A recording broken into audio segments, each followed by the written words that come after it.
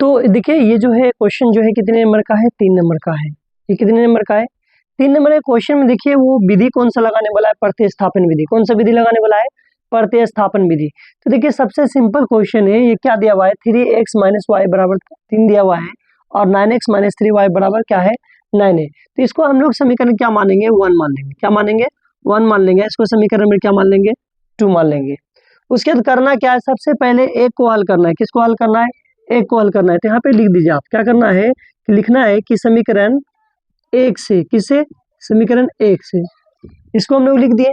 उसके बाद एक को उतार दीजिए आप, क्या करिए, 3x - y बराबर कितना आता है, 3, इसको ले लिए। उसके बाद देखिए क्या है कि 3x बराबर कितना है, 3 है, 3 लिखिए और यहाँ में माइनस, बड़ा किस तरफ ले जाएंगे, क्या हो जाएगा, प्लस हो जाएगा y। ठीक है, ये गुना में, बड़ा किस तरफ लाएंगे, क्या हो जाएगा, भाग में। यानी x बराबर क्या हो जाएगा, 3y प्लस 3 + y बट्टे कितना हो जाएगा, ये गुना में था, इधर आके क्या हो जाएगा, भाग में हो जाएगा। इसको हम लोग समीकरण नंबर, यहाँ देखिए कितना है, 1 है, 2 है, तो इसको क्या मान लेंगे हम लोग, 3 मान लेंगे। कितना मान लेंगे, 3। अगर 3 नहीं मानेंगे तो a मान सकते हैं, b मान सकते हैं, आपका इच्छा है।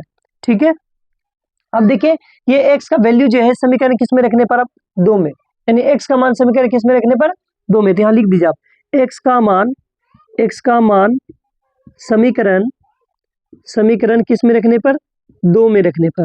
यानी x का जो वैल्यू, ये जो x का वैल्यू है, ये जो पूरा मान निकाले तो हम लोग किस में रखेंगे, 2 में रखेंगे। तो देखो 2 को उतार दो, कितना है, 9x - 3y बराबर कितना है, 9। ये हो गया आपका। उसके देखिए यहाँ पे क्या करना है कि 9 है, 9 इंटू x का मान पूरा है, उठा के रख दीजिए आप। क्या करें, 3 + y बटे कितना है, 3, फिर माइनस में माइनस लिखिए, 3y बराबर कितना है, 9। ये हो गया। अब इसे कटाइए, 3 से 3 कैंसिल, कि 3 से 3 क्या हो गया, कैंसिल, यानी 3 से 9 कटा, 3 तिया 9। अब गुना करिए, 3 ते कितना हो गया, 9। उसके ध्यान से प्लस गुना प्लस, प्लस हो जाएगा आपका। उसके 3 गुना y क्या हो जाएगा, 3y। उसके माइनस में 3y बराबर कितना है, 9। हो गया ना। अब देखिए ये देखिए प्लस में माइनस में हो गया कैंसिल। अब बचे क्या, 9। अब बराबर क्या निकल गया, 9। अब देखिए क्या, दोनों का दोनों बराबर हो गया। तो क्या यहाँ पे कोई बताइए, क्या x का मान निकला या तो y का मान निकला, किसी का मान निकला, क्या नहीं निकला। मतलब क्या है, ये जो है ये अद्वितीय मान हुआ ही नहीं, यानी अद्वितीय मान निकला ही नहीं इसका। तो ये जो है क्या निकल गया, अनेक हल हो गया इसका। क्या निकल गया, अनेक हल हो गया। तो अनेक हल निकल जाएगा तो हम लोग इसको डायरेक्ट लिख सकते हैं, यह अद्वितीय, इसका अद्वितीय हल नहीं होगा। क्या लिख सकते हैं हम लोग, इसका अद्वितीय हल,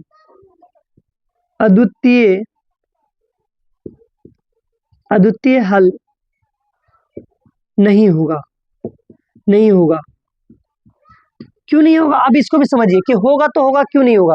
देखिए सबसे पहले एक चीज और बताए थे हम लोग, क्या पढ़े थे, यानी ये बताए थे आप लोगों को कि a1/a2 बराबर होता है b1/b2, फिर बराबर होता है c1/c2, ये बताए थे। अब देखिए ये किसका मान, a का मान कितना है, 3, और b यानी a2 का मान कितना है, 9 है, 9 रखिए, बराबर b1 का मान कितना है, यहाँ कुछ नहीं तो माइनस है, माइनस यहाँ कुछ नहीं तो यहाँ 1 है, इसको क्या मान लेंगे, 1 मान लेंगे, तो -1। ठीक है, b का मान कितना है, देखिए यहाँ पे -3 है ना, तो -3 रख लीजिए। फिर बराबर C1 है ना, ऊपर वाले C1, तो C1 क्या है, देखिए तो यहाँ 9 है, 9, और उसके बाद C2 कितना है, फिर से 9 है, तो C2 को क्या करिए, 9 रखिए।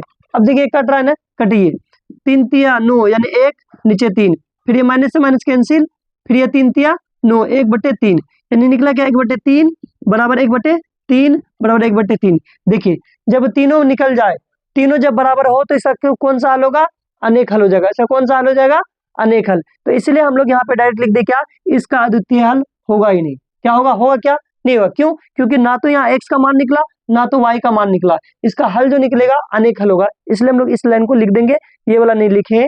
ये सिर्फ इसलिए बताए कि रफ है और ये समझने के लिए बताए, बाकी बात फिर क्या है कि अगला पढ़ते हैं हम लोग।